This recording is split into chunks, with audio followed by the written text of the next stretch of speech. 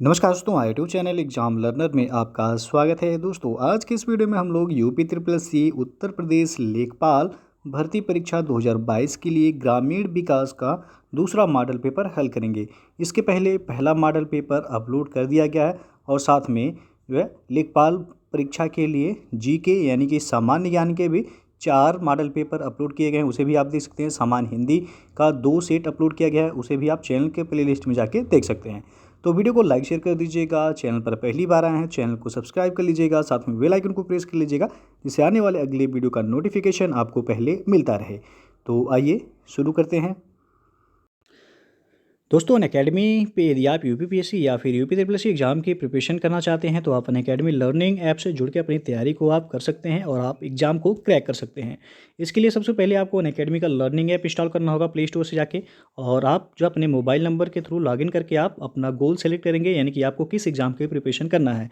Goal select करने के बाद आपको उसी से रिलेटेड वीडियो देखने को मिलेंगे और आप सब्सक्रिप्शन लेकर जो है आप अपनी तैयारी को कर सकते हैं। अनअकैडमी ज्वाइन करने के एडवांटेज देख सकते हैं। आपका काम्बो ऑफर अभी चल रहा है अनअकैडमी पे, और अभी UPPSC prelims GS paper first के लिए स्कॉलरशिप टेस्ट सीरीज भी चलाया जा रहा है, तो उसे भी आप ज्वाइन कर सकते हैं। और यूपीपीएससी कॉम्बैट जो कि आपका 27 मार्च को, जिसमें आपको 70 क्वेश्चन हल करने होंगे 60 मिनट में। इसमें फर्स्ट से लेकर के जो है 50 रैंक तक के लिए जो भी कैंडिडेट होंगे उनको जो है स्पेशल जो है प्राइस यानी कि आपका उपहार भी इसमें दिया जाएगा। नीचे डिस्क्रिप्शन में इसका आपको डिटेल दे दिया गया, वहाँ से जाके आप चेक कर सकते हैं। फिर आपका यूपीपीएससी आरओआर मेंस एग्जाम की प्रैक्टिस जो टेस्ट भी अनअकैडमी पे आपको मिल जाएगा, उसे भी आप ज्वाइन कर सकते हैं। बैच कोर्सेज जो भी अवेलेबल हैं, यूपीपीएससी मेंस ऑप्शनल है।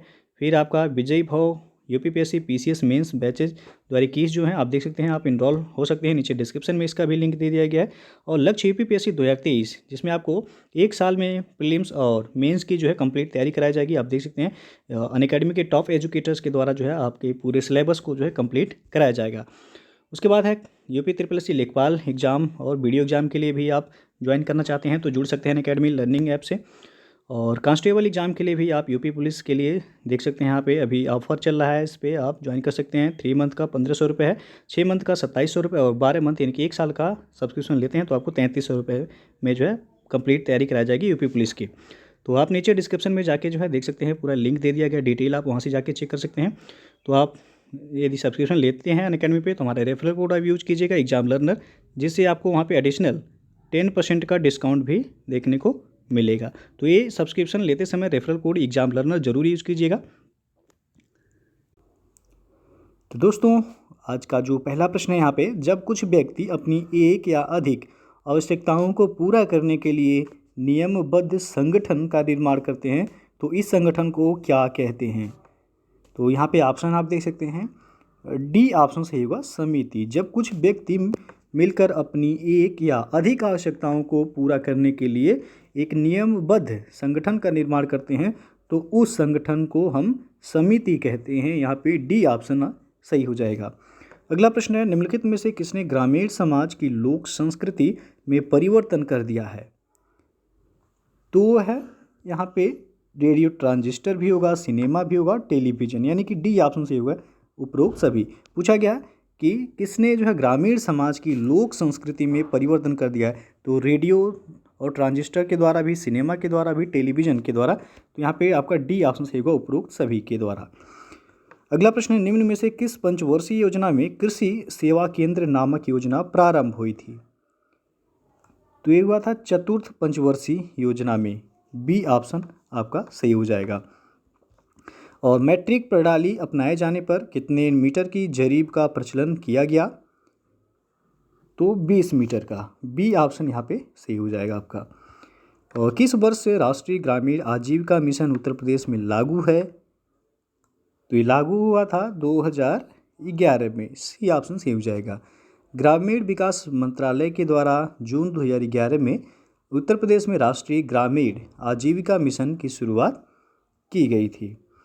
और निम्न में से किसके अनुसार संस्कृति वह जटिल समग्रता है जिसमें ज्ञान, विश्वास, कला, आचार, कानून, प्रथा और ऐसी अनेक योग्यताओं का समावेश रहता है जिन्हें व्यक्ति समाज का सदस्य होने के नाते ग्रहण करता है। तो यहाँ पे ए ऑप्शन सही होगा, ई वी टाइलर। और उत्तर प्रदेश सरकार ने निम्न में से कब रोजगार छतरी योजना का शुभारंभ किया था?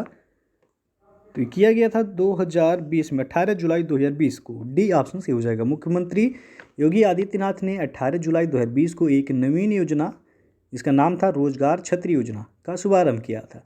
इस योजना का उद्देश्य था अनुसूचित जाति के गरीब व्यक्ति का सर्वांगीण विकास करना। और सामाजिक परिवर्तन का कौन सा कारक लोगों के मकान की बनावट, खान पान, वस्त्र आदि को प्रभावित करता है? तो यह भौगोलिक कारक। ये विकल्प यहाँ पे सही हो जाएगा।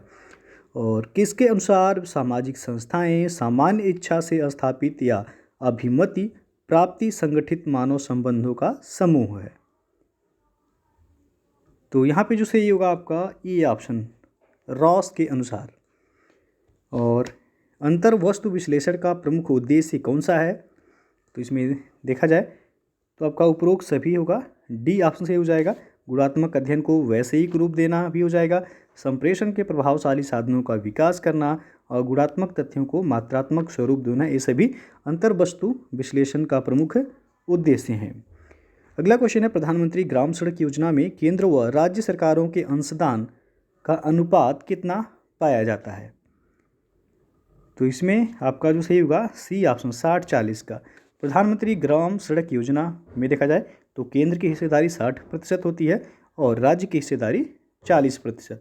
तो 60 और 40 का अनुपात पाया जाता है। अगला क्वेश्चन है, उत्तर प्रदेश में न्यूनतम मजदूरी अधिनियम कब से लागू किया गया? तो ये लागू हुआ था 1948 में। सी ऑप्शन सही हो जाएगा यहाँ। अगला प्रश्न अब देखते हैं, मरुभूमि विकास कार्यक्रम के तहत गर्म शुष्क क्षेत्रों में निधियों का विभाजन केंद्र और राज्य सरकारों द्वारा किस अनुपात में की गई है? तो ये 75 और 25 के अनुपात में। केंद्र की हिस्सेदारी इसमें देखा जाए तो 75% है और राज्य की हिस्सेदारी 25%, यानी कि सी ऑप्शन सही है यहाँ। अगला क्वेश्चन है, निम्न में से कौन ग्रामीण सामाजिक विकास में सहायक हो सकता है? तो यहाँ पे आपका रोजगार सृजन भी होगा, कृषि उत्पादन में वृद्धि, संचार सुविधाओं का विकास। तो उपरोक्त सभी, डी ऑप्शन यहाँ पे सही हो जाएगा। और निम्न में से कौन से कारक चकबंदी कार्य में प्रमुख बाधक साबित हुआ है? तो वह आपका उपरोक्त सभी यहाँ सही होगा। राज्यों में चकबंदी कानूनों का होना भी हो जाएगा, राज्यों का केवल ऐच्छिक चकबंदी पर ध्यान देना और कृषकों में पैतृक भूमि के प्रति मोह का होना, ये सभी जो है चकबंदी कार्य में प्रमुख बाधक हैं।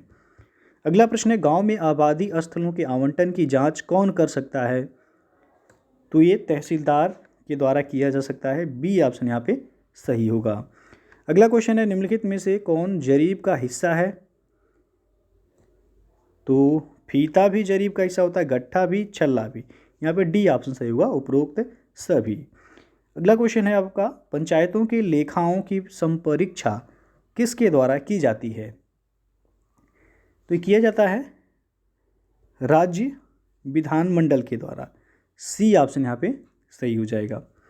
और पंडित दीनदयाल उपाध्याय किसान समृद्धि योजना वर्ष 2017-18 से 2021-22 तक उत्तर प्रदेश के बुंदेलखंड क्षेत्र के 7 जनपदों को छोड़कर शेष कितने जनपदों में संचालित की जा रही है?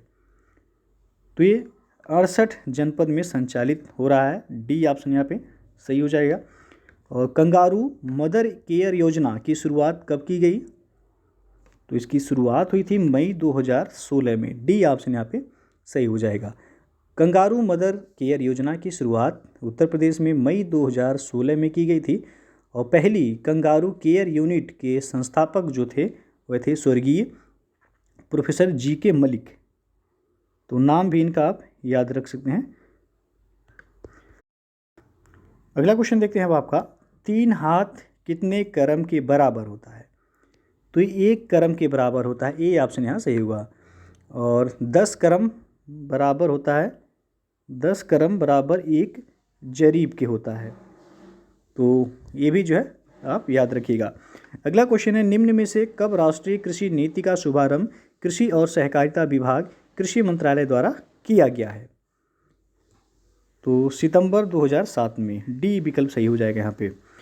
उत्तर प्रदेश में कृषि नीति को व्यावहारिक स्वरूप प्रदान करने हेतु प्रयोगशाला से खेतों तक कार्यक्रम किस कृषि संस्थान की देन है? तो ये देन है पंतनगर विश्वविद्यालय का। ये ऑप्शन सही हो जाएगा। भारत का पहला कृषि विश्वविद्यालय है पंतनगर। अगला प्रश्न आपका, उत्तर प्रदेश में आंवले का सर्वाधिक उत्पादन करने वाला जिला कौन सा है? तो है प्रतापगढ़। सी विकल्प यहाँ पे सही हो जाएगा। और अंतिम प्रश्न है, फर्रुखाबाद जाना जाता है। तो फर्रुखाबाद हाथ की छपाई के लिए प्रसिद्ध है। डी ऑप्शन यहाँ पे सही हो जाएगा। जिसे ब्लॉक प्रिंटिंग कहते हैं। तो यदि ब्लॉक प्रिंटिंग ऑप्शन में रहे तो भी सही होगा, या फिर जो हाथ की छपाई के लिए। तो फर्रुखाबाद किस लिए जाना जाता है? हाथ की छपाई के लिए। कालीन की बुनाई के लिए उत्तर प्रदेश का जो जिला जाना जाता है वह भदोही और मिर्ज़ापुर जाना जाता है। इत्र निर्माण के लिए कन्नौज प्रसिद्ध है। और मथुरा पूछा जाता है। पीतल की मूर्ति के लिए मुरादाबाद जो है पीतल बर्तन के लिए प्रसिद्ध है। तो ये सब जो है आप देख लीजिएगा एक बार। तो दोस्तों ये था आपका ग्रामीण विकास का दूसरा मॉडल पेपर। इसके पहले जो है जीएस के 4 मॉडल पेपर अपलोड किए गए हैं, सामान्य हिंदी के 2 मॉडल पेपर और आपका ग्रामीण विकास का ये दूसरा मॉडल पेपर है। तो वीडियो यदि अच्छा लगा हो लाइक शेयर कर दीजिएगा। चैनल को सब्सक्राइब नहीं किए हैं चैनल को सब्सक्राइब कर लीजिएगा। साथ में बेल आइकन को प्रेस कर लीजिएगा, जिससे आने वाले अगले वीडियो का नोटिफिकेशन आपको पहले मिलता रहे। तो वीडियो को पूरा देखने के लिए बहुत बहुत धन्यवाद।